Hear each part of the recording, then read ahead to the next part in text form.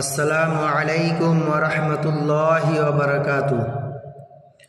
কোনো বান্দা যখন ফরজ নামাজের পরে সুবহানাল্লাহ 33 বার, আলহামদুলিল্লাহ 33 বার, আল্লাহু আকবার 33 বার পড়ে, 33-এর 99 হয়, আর একবার লা ইলাহা ইল্লাল্লাহু ওয়াহদাহু লা শারীকা লাহু লাহুল মুলকু ওয়া লাহুল হামদু ওয়া হুয়া আলা কুল্লি শাইইন কাদির।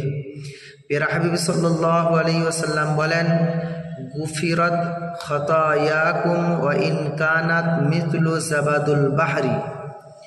তার সমস্ত গুনাহকে মাফ করে দেওয়া হয়, যদিও সমুদ্রের ফেনা পরিমাণ তার গুনাহ হয়। এই জন্য ইনশাল্লাহ এই ছোট্ট আমলটুকু আমরা সকলেই করব ইনশাল্লাহ।